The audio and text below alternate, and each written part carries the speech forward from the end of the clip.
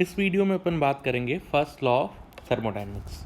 अगर first law of thermodynamics की बात करें तो आपके पास क्या बोलते हैं अपन, it is based on energy conservation. ये अपने पास किस पे बेस रहेगा, आपका एनर्जी कंजर्वेशन पे रहेगा। और अगर अपन स्टेटमेंट की बात करें तो फर्स्ट लॉ का स्टेटमेंट भी अपन लिख सकते हैं कि energy can neither be created nor destroyed. But अपन क्या कर सकते हैं, एक फॉर्म से दूसरी फॉर्म में क्या कर सकते हैं, इसको एनर्जी को कन्वर्ट कर सकते हैं। ये अपना फर्स्ट लॉ का स्टेटमेंट रहेगा, कोई दिक्कत नहीं है। ठीक है, अब अपन ट्राई करते हैं फर्स्ट लॉ को थोड़ा लॉजिकल समझने की ट्राई करते हैं।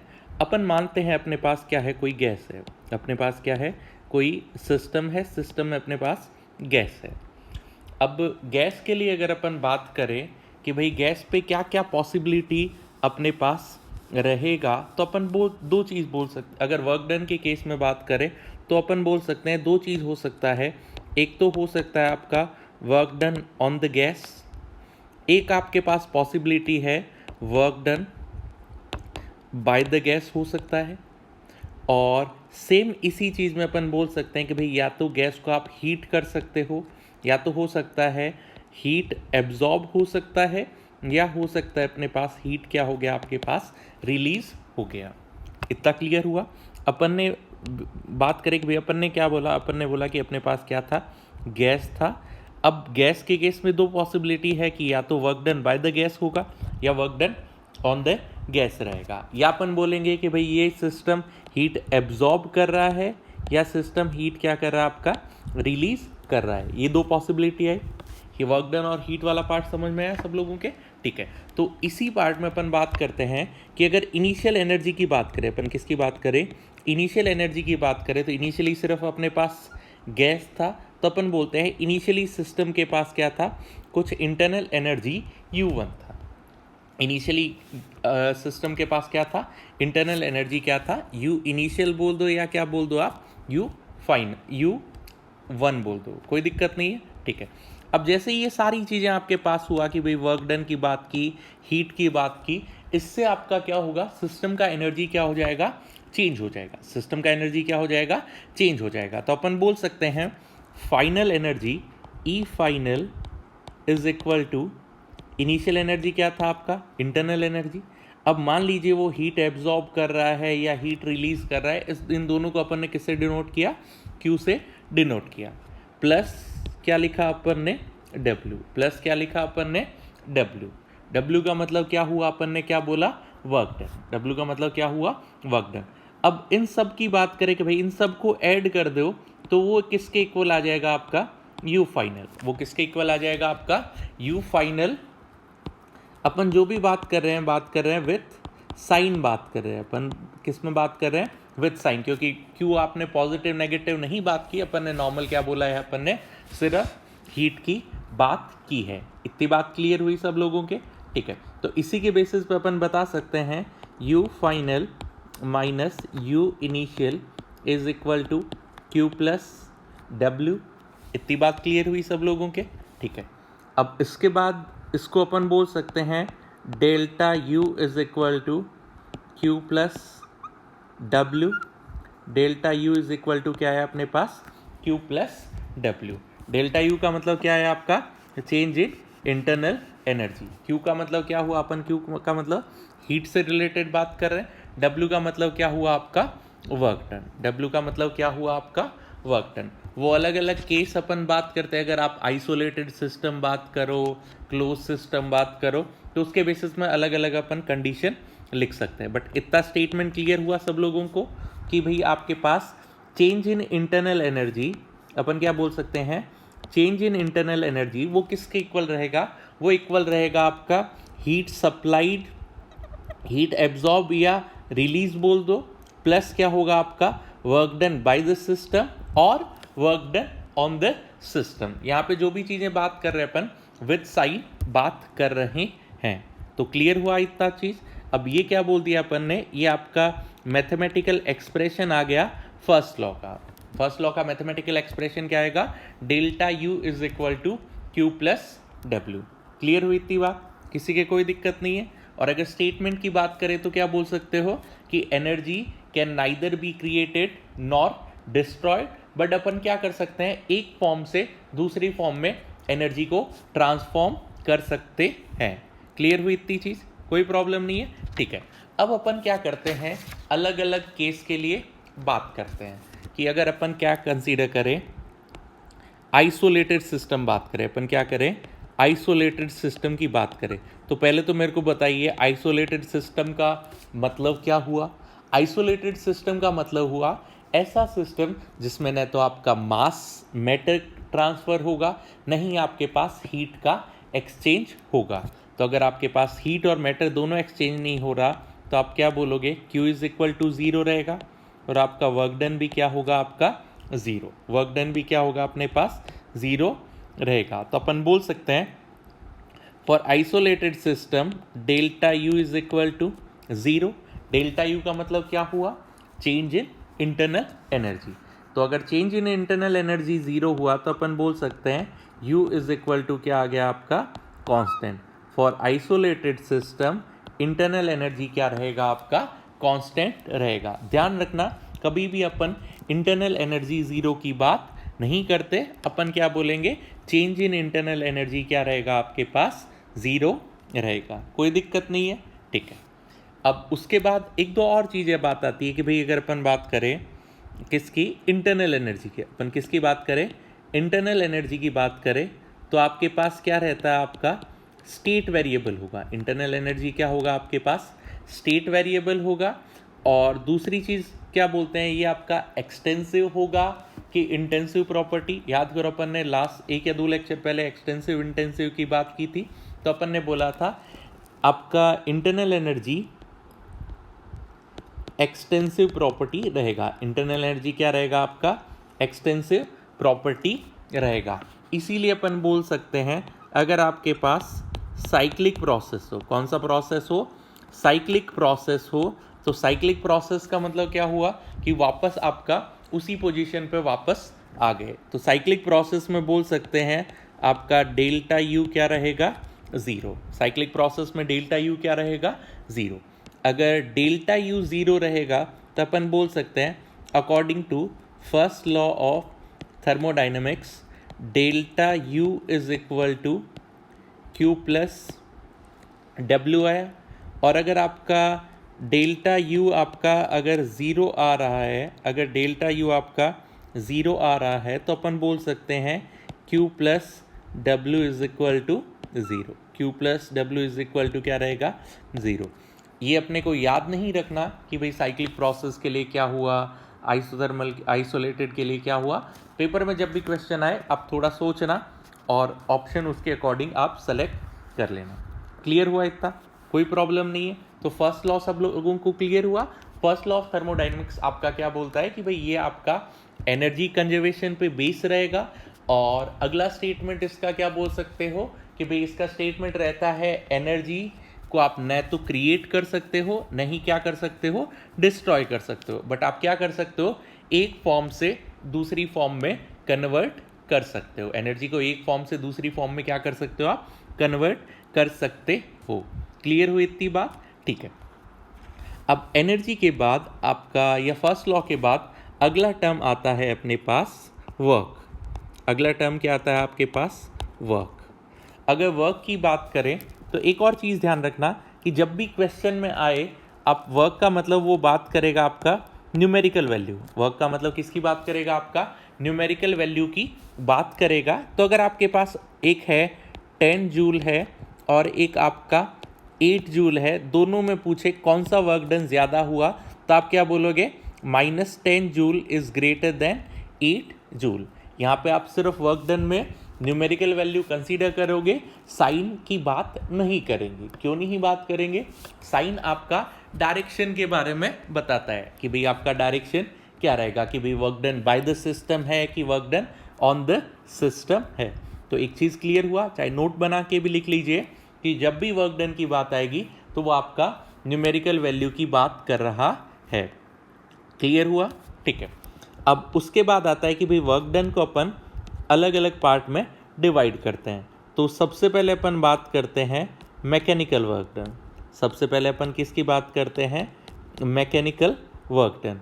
और मैकेनिकल वर्क डन में अपन बोलते हैं W is equal to F into क्या होगा आपका फोर्स मल्टी वर्क क्या रहेगा आपका फोर्स मल्टीप्लाई बाय डिस्प्लेसमेंट होता है, और अपन लिख सकते हैं फोर्स को लिख सकते हैं प्रेशर मल्टीप्लाई बाय क्या होगा क्रॉस सेक्शनल एरिया है, प्रेशर मल्टीप्लाई बाय एरिया, और आपका डिस्प्लेसमेंट तो अभी भी था, और अपने को पता है P इंटू ए क्या रहेगा आपका फोर्स है, और एरिया इंटू डिस्प्लेसमेंट क्या होगा आपका वॉल्यूम, एरिया इंटू डिस्प्लेसमेंट क्या होगा आपका वॉल्यूम। तो अपन बोल सकते हैं W is equal to P delta V, W is equal to क्या होगा आपका P delta V। Same formula आपने फिजिक्स में भी पढ़ा होगा कि वर्क डन क्या होगा आपका P इंटू डेल्टा V।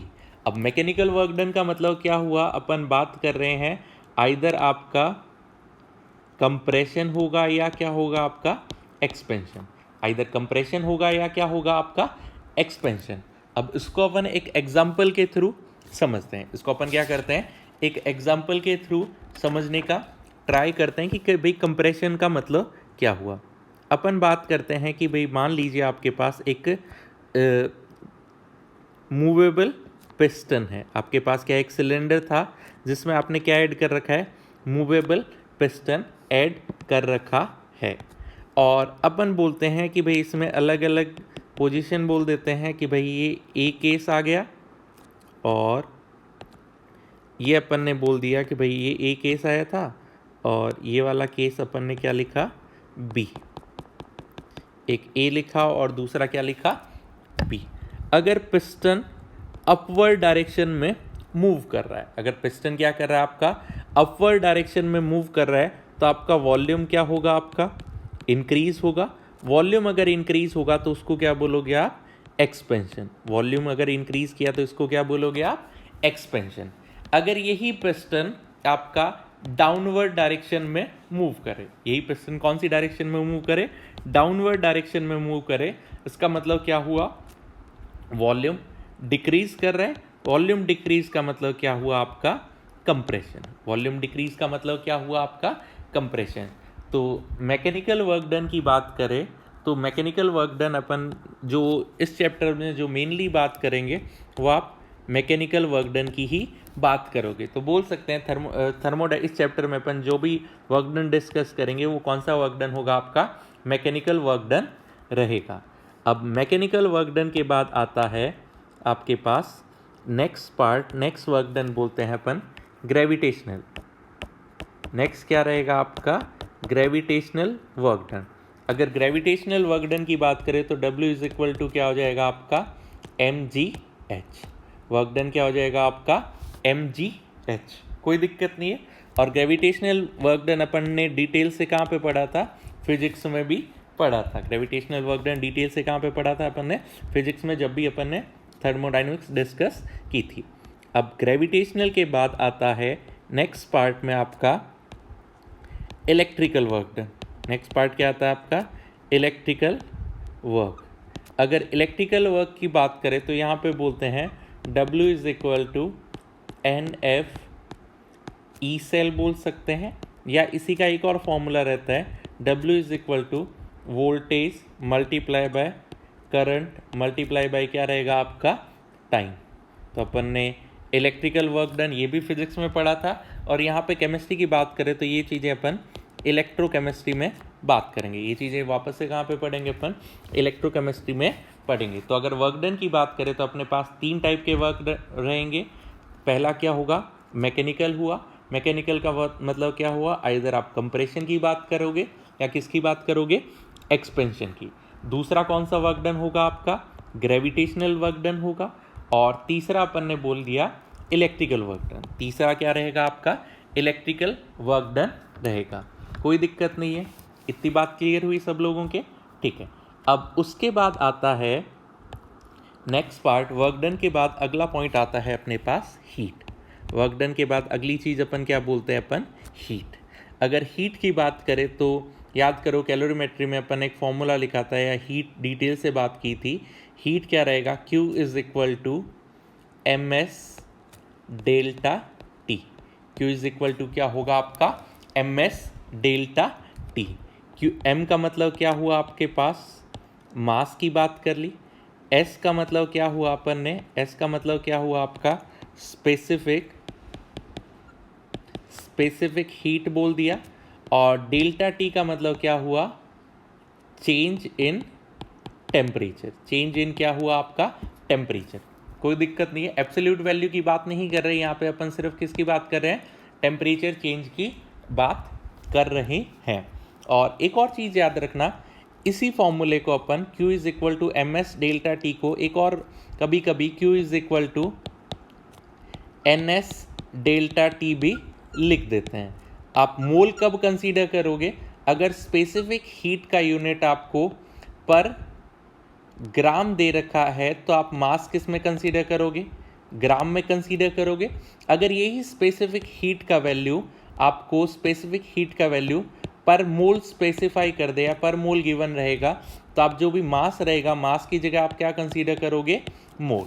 मास की जगह क्या कंसीडर करोगे आप, मोल कंसीडर करोगे। बट इस टाइप के क्वेश्चन अपन डिस्कस कर लेंगे तो वहाँ पे अपन बात कर लेंगे। या आपने सेम चीज़ें जब अपन ने फिजिक्स में कैलोरीमेट्री वगैरह पढ़ा था तब वहाँ पे अपन ने बात किया था, ये फॉर्मूला, इस फॉर्मूले से रिलेटेड बहुत सारे न्यूमेरिकल अपन ने सॉल्व किए थे।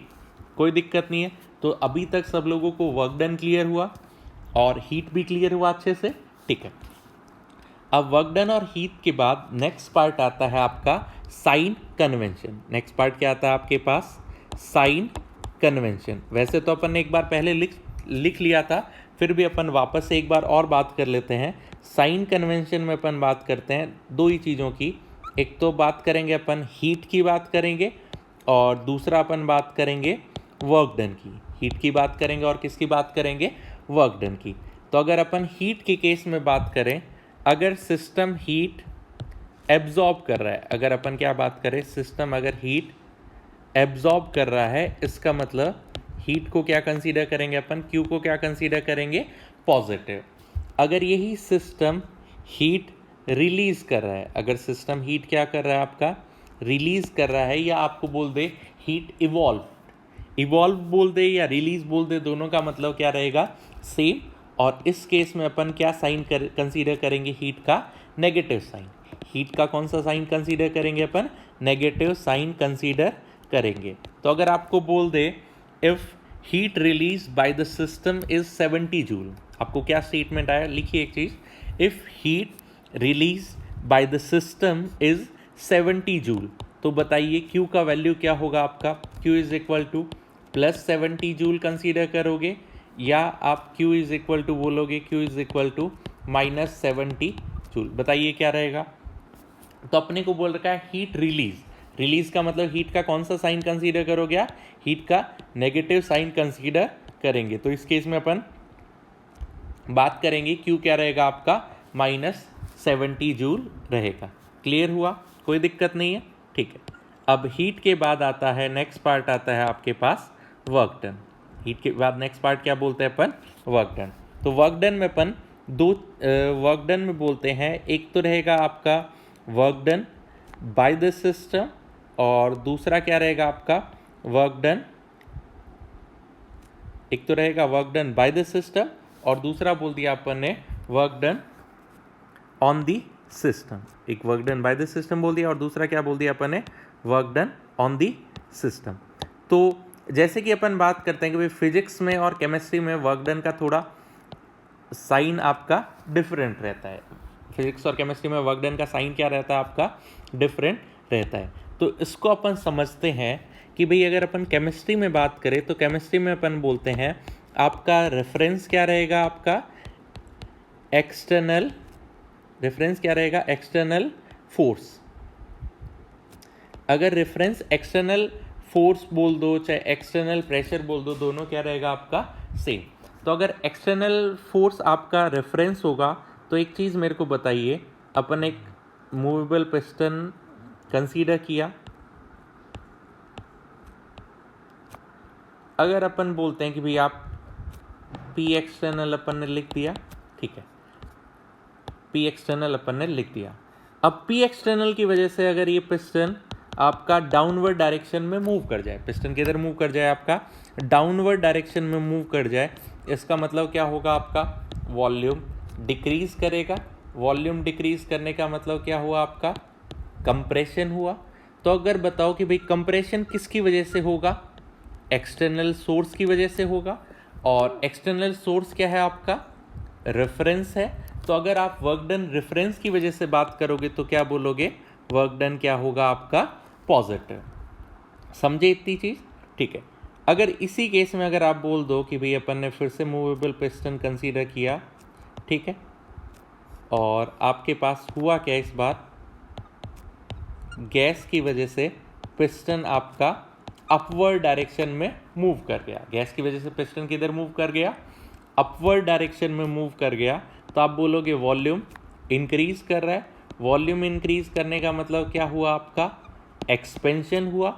एक्सपेंशन किसकी वजह से हुआ, आपका गैस की वजह से हुआ। और गैस बताइए रेफरेंस है कि नहीं है, आपका गैस रेफरेंस नहीं है। तो अपन क्या बोलेंगे कि अगर आपका गैस रेफरेंस नहीं है तो अपन बोलेंगे वर्क डन क्या होगा, आपका नेगेटिव। वर्क डन क्या होगा, आपका नेगेटिव। क्लियर हुआ, कोई दिक्कत नहीं है। तो इसके बेसिस पे बोल सकते हैं अपन work done by the system is equal to क्या होगा, आपका negative. Work done on the system क्या होगा, आपका पॉजिटिव। ऑन द सिस्टम का मतलब क्या हुआ, आप कौन सा केस कंसीडर कर रहे हो, ऑन द सिस्टम का मतलब क्या हुआ, आप कंप्रेशन की बात कर रहे हो। बाय द सिस्टम का मतलब आप किसकी बात कर रहे हो, एक्सपेंशन की बात कर रहे हो। तो एक्सपेंशन किसकी वजह से होगा, आपका एक्सपेंशन होगा गैस की वजह से। कंप्रेशन किसकी वजह से होगा, आपका एक्सटर्नल सोर्स की वजह से। और एक्सटर्नल सोर्स आपका रेफरेंस है, तो वर्क डन क्या होगा, आपका पॉजिटिव। गैस आपका रेफरेंस नहीं है तो वर्क डन क्या होगा, आपके पास नेगेटिव। तो साइन कन्वेंशन का ध्यान रखना। कई बार क्या होता है, न्यूमेरिकल क्वेश्चन आता है, आप सिर्फ 4 ऑप्शन आएंगे और उसमें आपके पास आपको पता चल गया कि कंप्रेशन हो रहा है, आपको पता चल गया कंप्रेशन हो रहा है, तो आप बोलोगे कि भाई जो भी वर्क डन आएगा वो नेगेटिव, वो पॉजिटिव साइन से आएगा। और अगर पॉजिटिव साइन का सिर्फ एक ही ऑप्शन रहेगा तो आप कैलकुलेशन वगैरह यूज करोगे क्या, नहीं। तो साइन कन्वेंशन इंपॉर्टेंट रहेगा। और इसमें अपन बोलते हैं 2 चीज़ की बात करते हैं, एक आप बात करोगे हीट के लिए बात करोगे, और दूसरा किसके लिए बात करोगे, वर्क डन के लिए। तो और अगर हीट के केस में बात करो तो क्या बोलोगे, अगर सिस्टम हीट एब्जॉर्ब कर रहा है, इसका मतलब आप क्या बोलोगे, अगर सिस्टम हीट एब्जॉर्ब कर रहा है तो आप बोलोगे हीट क्या होगा, आपका पॉजिटिव। अगर यही सिस्टम हीट रिलीज कर रहा है तो आप क्या बोलोगे, Q इज इक्वल टू क्या आएगा, आपका नेगेटिव आएगा। और आप वर्क डन के केस में बात करोगे तो अगर आपका work done on the system हुआ तो ऑन द सिस्टम का मतलब क्या हुआ, कंप्रेशन हुआ। कंप्रेशन किसकी वजह से होगा, P एक्सटर्नल, और P एक्सटर्नल क्या है, आपका रेफरेंस। रेफरेंस की वजह से अपन वर्क डन क्या बोलते हैं, पॉजिटिव। और अगर यही आपका work done by the system हुआ तो क्या बोलोगे कि भाई बाय द सिस्टम हुआ तो ये होगा आपका एक्सपेंशन। एक्सपेंशन क्या है, किसकी वजह से होता है, गैस की वजह से हुआ। गैस रेफरेंस नहीं है तो अपन बोलेंगे वर्क डन क्या होगा, आपका वर्क डन का साइन क्या आएगा, आपका नेगेटिव आएगा। इतनी बात क्लियर हुई सब लोगों के, कोई दिक्कत नहीं है। तो अभी अपन ने फर्स्ट लॉ का एक्सप्रेशन लिखा और साइन कन्वेंशन की बात की, ठीक है, समझे अच्छे से, ठीक है। अब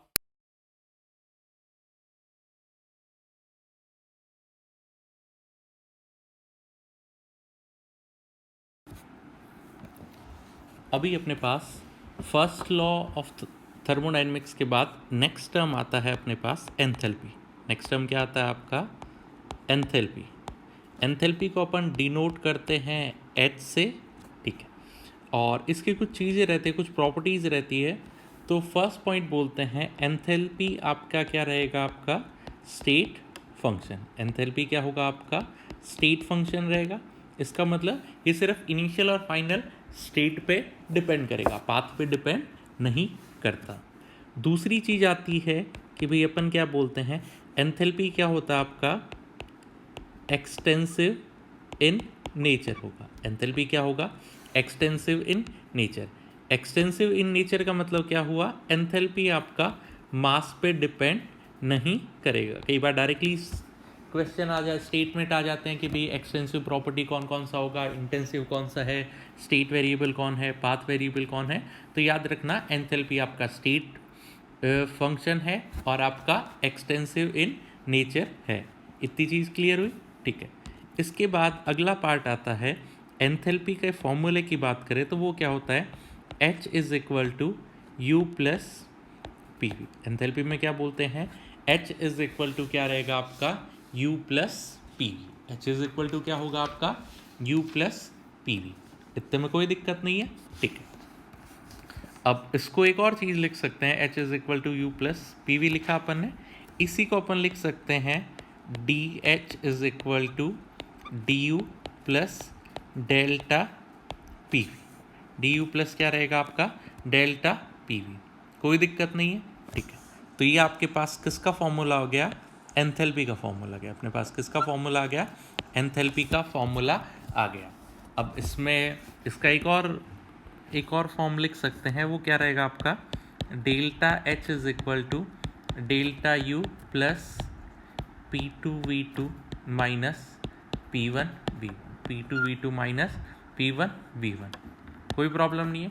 डेल्टा एच का मतलब change in enthalpy, delta U का मतलब क्या होगा आपका change in internal energy, P1 V1 क्या होगा आपका initial pressure and initial volume, P2 V2 क्या होगा आपका P2 V2 final pressure and volume. कोई दिक्कत नहीं है, ठीक है।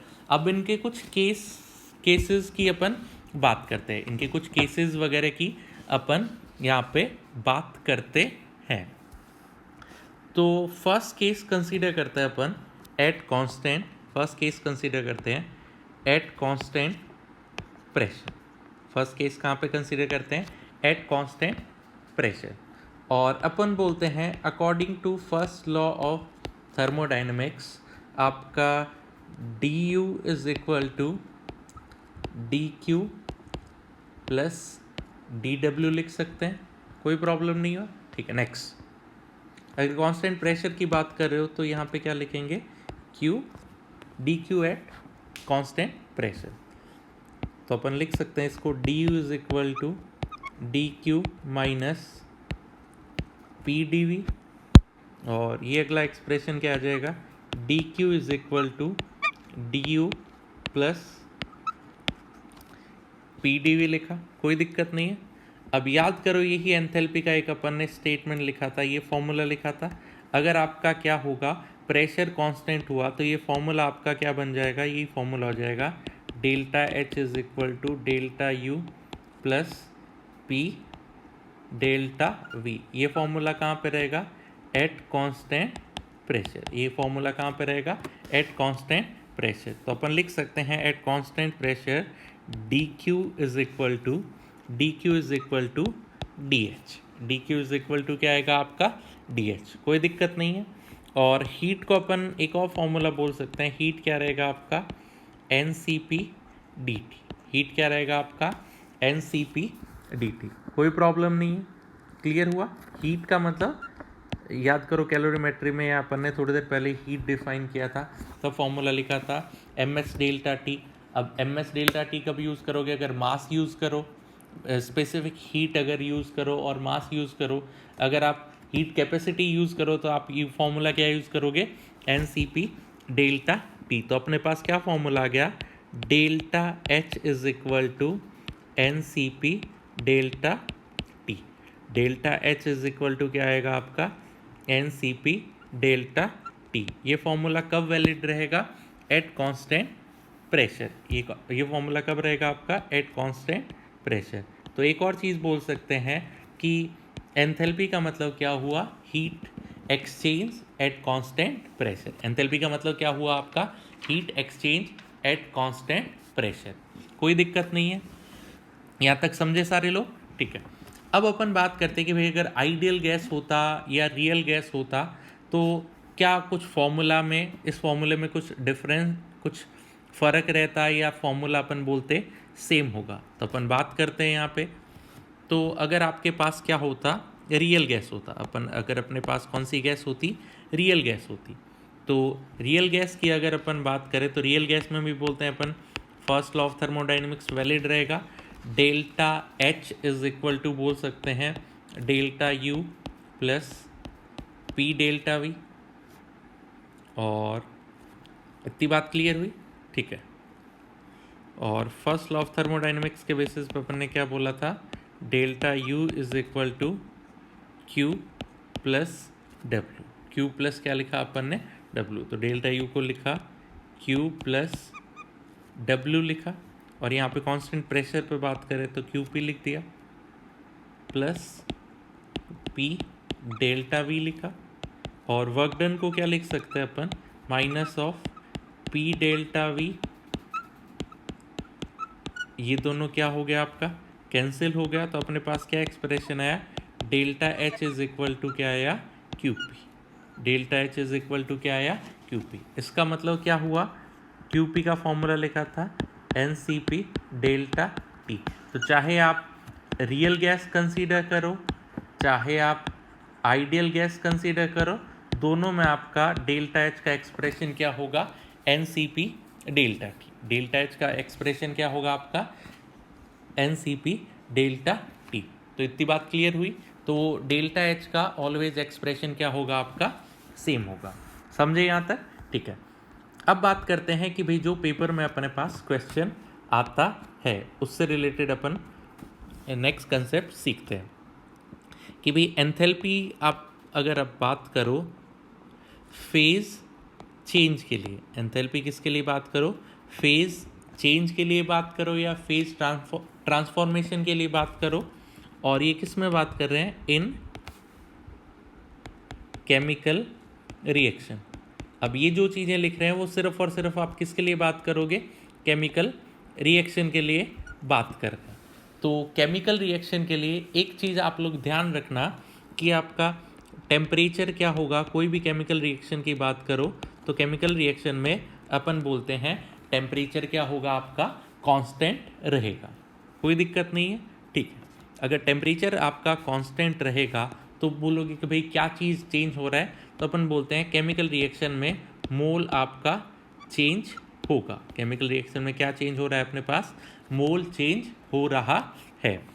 तो अपन और एक और चीज़ ध्यान रखना कि जब तक स्पेसिफाई नहीं करना आप always ideal gas equation use करना। और वो क्या रहेगा, आइडियल गैस इक्वेशन क्या होता है अपने पास, P V is equal to N R T. Ideal gas equation क्या होगा अपने पास, P V is equal to N R T, ठीक है। और एंथैल्पी का अगर एक्सप्रेशन की बात करें तो अपन बोल सकते हैं delta H is equal to delta U, या अगर डेल्टा नहीं लिखो तो अगर डेल में अगर अपन बात करें, स्मॉल चेंज के लिए अगर अपन बात करें तो अपन बोल सकते हैं D H is equal to D U plus D of N R T. P V रहता है उसको अपन एन आर टी भी लिख सकते हैं, कोई दिक्कत नहीं है, ठीक है। और इसी को अपन बोल सकते हैं delta H is equal to delta U plus आपका टेम्परेचर कांस्टेंट रहेगा, आर का वैल्यू वैसे ही कांस्टेंट है तो अपन लिख सकते हैं is equal to delta N R T is equal to क्या है आपका, डेल्टा एन आर टी। तो change in enthalpy is equal to क्या होगा आपका, delta H is equal to delta U plus delta N G R T, delta N G R T.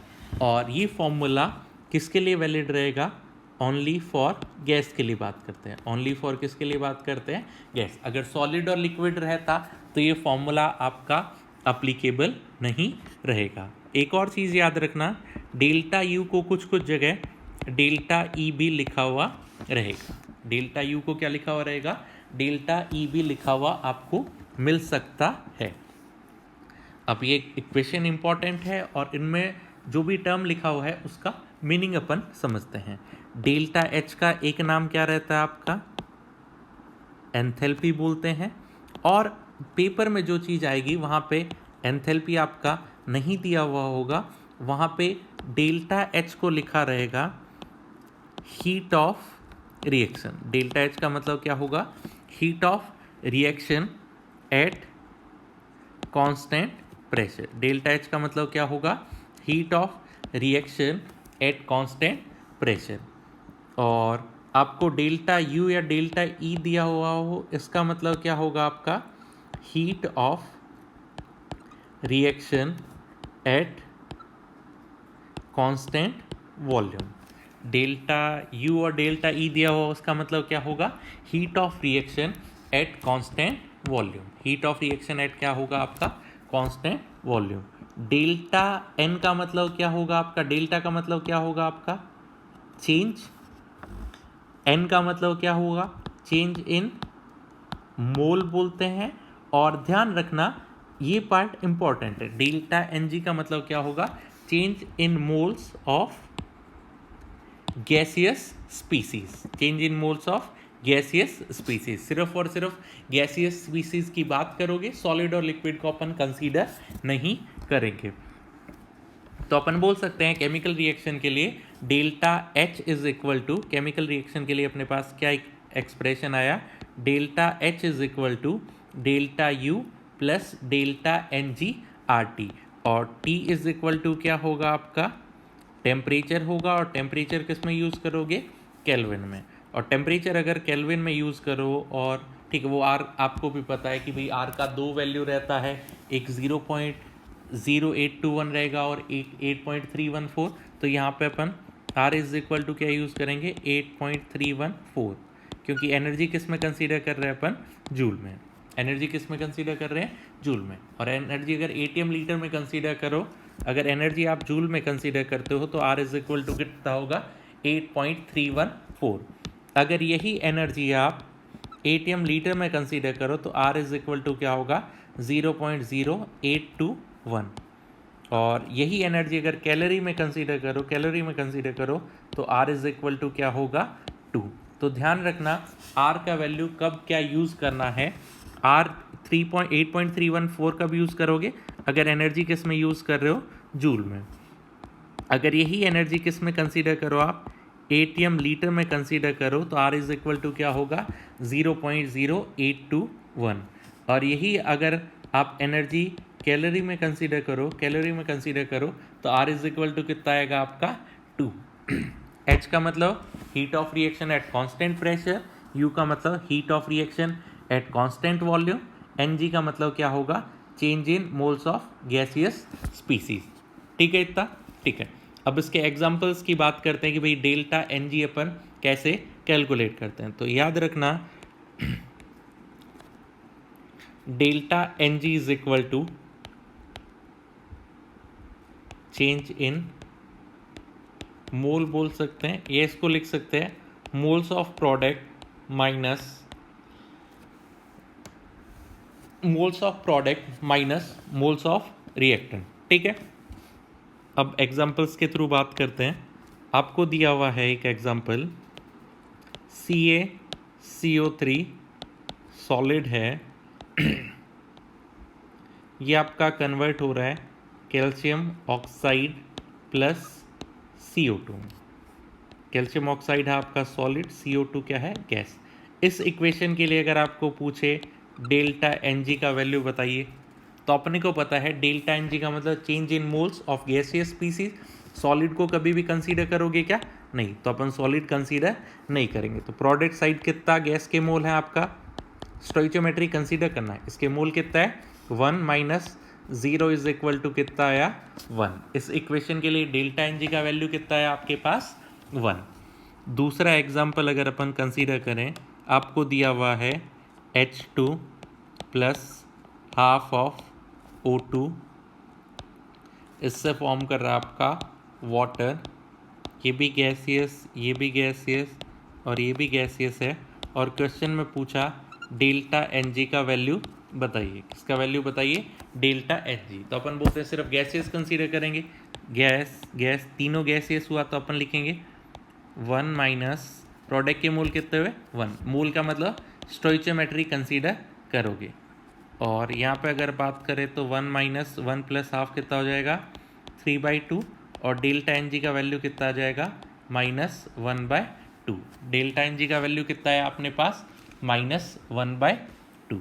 कोई दिक्कत नहीं है, ठीक है। एक और एग्जांपल, अगर आपके पास दिया हुआ है x2 सॉलिड, इससे किस में जा रहा है x2 लिक्विड, और यहाँ पे बोल दे डेल्टा एन जी का वैल्यू बताइए। यहाँ पे बोल दे किसका वैल्यू बताइए, डेल्टा एन जी का वैल्यू बताइए। अपने को पता है सिर्फ क्या कंसीडर करोगे, सॉलिड, और सिर्फ गैसियस स्पीसीज, सॉलिड कंसीडर नहीं करेंगे, लिक्विड भी कंसीडर नहीं करेंगे। तो अपन बोल देंगे इस केस में डेल्टा एन जी क्या होगा आपका, not defined. Delta N G क्या होगा आपका, नॉट डिफाइंड। नेक्स्ट अगले एग्जांपल की बात करें, अगर आपको दिया हुआ है 2HI है, अब इससे प्रोडक्ट बन रहा है, वो क्या होगा आपका H2 plus I2, H2 plus I2, और आपको बोला है आप बताइए डेल्टा एन जी का वैल्यू बताइए। आप किसका वैल्यू बताइए, डेल्टा एन जी का वैल्यू बताइए। तो अपन बोलेंगे कि भाई ये भी किस में है आपका, गैस में दे रखा है, ये भी किस में दे रखा है, अगर सब चीज़ें गैस में दे रखा है तो आप क्या बोलोगे, 2 माइनस 2 इज इक्वल टू क्या आया, 0। यही अगर आयोडीन आपको सॉलिड दिया रहता तो आप क्या बोलते, 1 माइनस 2 इज इक्वल टू -1। तो इनकी स्टेट का फर्क पड़ेगा कि कौन सी स्टेट में आपके पास स्पीसीज गिवन है। कोई दिक्कत नहीं है, समझे यहाँ तक, ठीक है।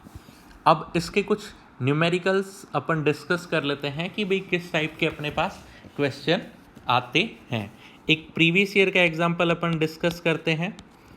प्रीवियस ईयर का क्वेश्चन था कि आपको दिया हुआ था कंबशन ऑफ बेंजीन, C6H6 है, इसके कंबशन का मतलब 15/2 O2, और कोई भी चीज़ अगर आप बर्न करते हो तो उसके कंबशन से क्या मिलेगा अपने पास, CO2। उसके कंबशन से क्या मिलेगा अपने पास, CO2। एक और चीज़ नोट करना, जब भी क्वेश्चन आएगा वो आपको स्टेट वगैरह आइडेंटिफाई करेगा कि कौन सॉलिड स्टेट में है, कौन गैसियस में है, और कौन क्या है आपका लिक्विड स्टेट में है। और यहाँ पे जो क्वेश्चन आया था, क्वेश्चन में पूछा था find value of delta H minus delta U, कि क्वेश्चन वैसे स्टेटमेंट वाइज आया था, in case of combustion of benzene find value of delta H minus delta U, H minus delta U। तो जब भी ऐसा क्वेश्चन आए तो अपन क्या करते हैं, सबसे पहले कैलकुलेट करते हैं डेल्टा एन जी। सबसे पहले क्या कैलकुलेट करेंगे, delta N G. Liquid state को कंसीडर करना रहेगा क्या, नहीं, अपन सिर्फ किसकी बात करेंगे, गैसियस स्पीसीज की। तो अपने पास क्या आया, 6 माइनस 15/2 इज इक्वल टू क्या आया आपका, -3/2। माइनस क्या है आपका, 3/2। क्लियर हुआ इतना।